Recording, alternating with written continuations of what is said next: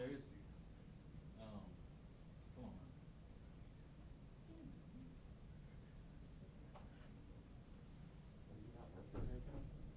I want to do this one. I'm just being nosy and messing with him. It's one of those brothers. I know. I'm out of cool. It's what? It's your little brother. It is really? Sweet. Well, you are a little one.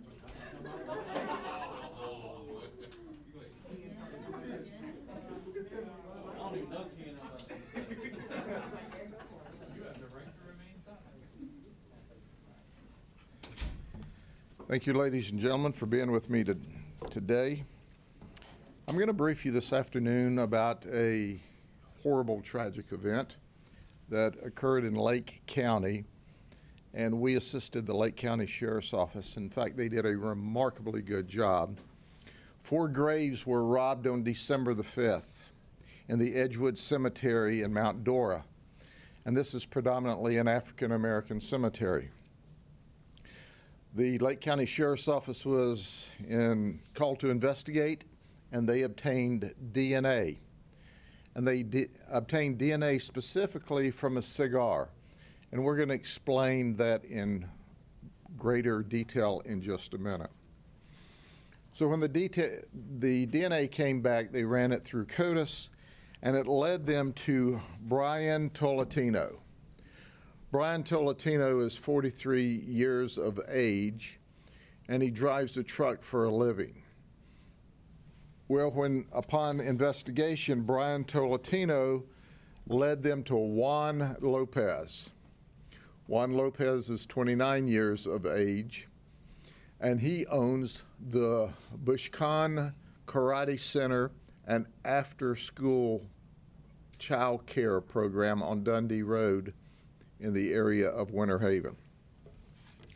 So they were working this robbery of a grave, and subsequent to figuring out that Brian lived in Davenport and Juan lived in the Lake Wells area, we were led to an address of 5170 Timber Lane Drive in Lake Wells. We served a search warrant there at a house. We served lots of search warrants. But for the first time that I'm aware of, what we found was a Palo Mayombe shrine. When we arrived there with our search warrant and went into the room, we found this very ornate shrine, and you can see the pictures of it there. There were 7 skulls in this, if you will, shrine. Of the 7 skulls, we determined 5 of them were human skulls. 2 of them were plaster replicas. Now keep in mind, when the graves were robbed, there were 4 graves that were robbed. There were 4 skulls taken. We still have not identified, and the Lake County Sheriff's Office, and we're assisting them, is working to try to identify where the 5th skull came from. In addition to that, we found an alligator head, a baby alligator that was deceased. We found goat heads, goat skulls, chicken bones, raccoon skulls, and many other different artifacts, religious artifacts. So we got to researching. We talked to Juan and Brian, and they both confessed. And I'll tell you what they did in just a second.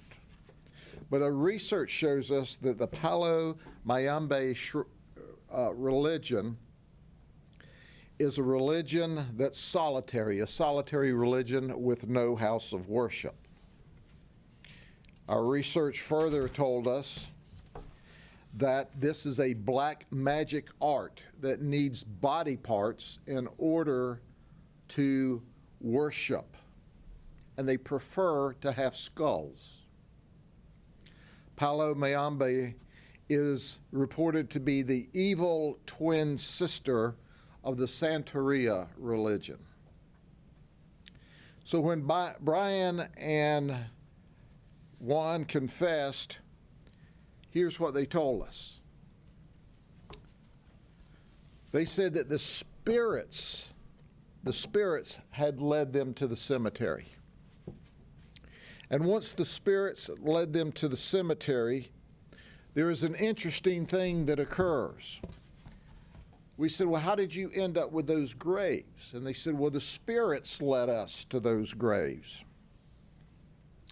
But before they could remove the skulls and the body parts from the grave, they had to perform a ritual, a ceremony. And they did.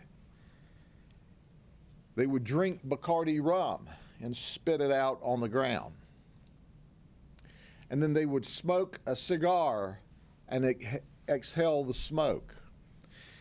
And the purpose of that was to protect them from the spirits. And then they broke open these graves. Once they broke open the graves, they started to remove the remains. When they would remove the skulls and the remains, then they would put orange peels back in the cemetery. And the reason they did that was so that the spirits would not leave the skull and go back into the grave. So that was to prevent the spirits from leaving the skull. They said it was their preference that they have the graves of heroes. And that's exactly what the spirits led them to. And when asked about why a hero's grave, they said because the spirit is much stronger in a hero than it is a normal person. And also, when you have the skull of a hero, the spirit is not only stronger, but it can protect you from evil. So let me stop now that you know how they robbed the graves and the fact that they robbed the graves and the fact that they disturbed these heroes, to tell you that 3 of the 4 graves were veterans of the military. They, in fact, were heroes. One was Calvin McNair. He was born in 1935. He passed in 1992. He was a Marine. He was buried in his Marine dress blues. He was a police officer, and he was a police officer in Anasta, Connecticut. They took his skull. If that just doesn't make your blood boil, I don't know what does. A hero, a Marine who was laid to rest in his military blues, a police officer, someone who had served and protected, they took his skull. And then there was Elbert Carr. He was born in 1896, the same year my grandmother was, and he passed in 1988. Elbert was a sergeant in the Army, and he served during World War I. He was a hero. They took his skull. And then the third veteran was Henry Britton. He was born in 1929 and he passed in 1983. He was an Army hero. He served in Korea. They took his skull. The fourth lady was not in the military. Annie Fennell, she was born in 1935 and passed in 1998. But she was a caretaker of seniors and those that were infirmed in life. She had a servant's heart. They took her skull, her arm, and her hand. As I said earlier, our 5th victim is unknown. So let me introduce you to the religious leader, Juan Lopez. I've already told you that he confessed. I've already told you that he runs an after-school daycare and a karate center. He has no criminal history. But Juan used to be also a police officer in Puerto Rico, and he said that he resigned because the agency was corrupt. But he's known, his religious leader title is known as Tata. His social media, where he brags or speaks of his religious dealings, he referred to cemeteries as holy sites and shopping centers. Did you hear what I just said? He considers the cemeteries shopping centers. We didn't say that. He did. He complained in the United States that it's difficult in getting human remains to practice his religion. Well, let me tell you, we don't have any skulls laying around in the county jail. And that's where he's going, or that's where he is, if he hasn't made bond. And then there's Brian Toletino. He is a practitioner, and he's known as Poleros. He's the one that used the large bar to break open the cemeteries after Juan the Tata performed the religious ceremony at the gravesite late at night or early in the morning in the darkness of December the 5th or 6th. But unlike the Tata, the Poleros has a criminal history for bank robbery when he was in Puerto Rico. He also had cocaine charges and grand theft charges out of Orange County, Orlando. It probably should come as no surprise to you. They dropped those charges.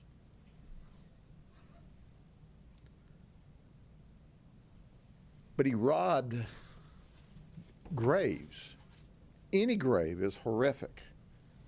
But they sought out and intentionally went to the graves of veterans, of heroes, of war heroes that fought for this great country we have today. The investigation's still underway. Obviously, Lake County Sheriff's Office is leading this investigation. We are assisting them, but it's never okay to violate the law in order to practice any religion. And they clearly violated several laws in the state of Florida. Are there any questions? Have you gotten reaction, or has the Lake County Sheriff's Office gotten reaction from the families of the deceased? The Lake County Sheriff's Office has been in contact with the families, as I understand, and they are certainly very, very happy that the investigation took them to this point. And once the investigation's over with, the medical examiner obviously will return the remains so that they can be reinterred with the family. Orange peel or no orange peel. Spirits or no spirits. Excuse me, Sheriff. Are there any other people as part of this religion who may have taken part in this, and are you anticipating more arrests? There is no one else that we're aware of. Only the two of them were led by the spirits that night to that cemetery, according to them. Now, I can't tell you who all may have worshiped with these different shrines or at this particular shrine with this, but as you can see, it's rather elaborate. And what they will do is people who are worshiping will cut themselves, and then they will drip the blood over these individual containers. And they also have this little disc that while they're performing this religious ceremony, they're not only drip the blood over the disc, over this, but on the disc as well, I understand, and they keep that. I'm not a religious expert in this religion, but I can tell you that it rips my heart out to think that the graves of these veterans, these heroes, were disturbed for the purposes of creating the Palo Shrine. Sheriff, can you speak to how traumatizing this is for the families? I mean, it's been a month since souls were missing. I cannot even tell you how traumatizing it is for the family. We see grave robberies periodically, and nothing's ever the same for the family after that. Most of the times, we never find the remains so we can return them. The blessing is because of the great work by the detectives for the Lake County Sheriff's Office, they completely did their crime scene work and were able to get DNA, and that led us to Brian, actually. Led us to Brian because he was the one with a criminal record, and Brian led us to the religious or spiritual leader, Juan. But once again, that's how great DNA is, and that's what happens when you have a criminal record of bank robbery. We keep your DNA hanging around for a while. Is there any evidence that they may have struck any other cemeteries? Yes, because we have one unidentified skull or body part at this time, so we know of at least one other. I don't know, because I don't understand the depth of this religion at all, whether or not at some point in time they discard the skulls or if they keep them in perpetuity for religious purposes. But obviously he complained about, one, it's very hard to get them in the United States, and two, cemeteries are shopping centers. Did you hear that? Juan said on a YouTube video that cemeteries were holy sites and a shopping center. Well, let's call the county jail the checkout line to the shopping center. We know one person, at least one person in Tampa Bay, whose loved one's skull is missing from their gravesite. What, should people reach out to the police?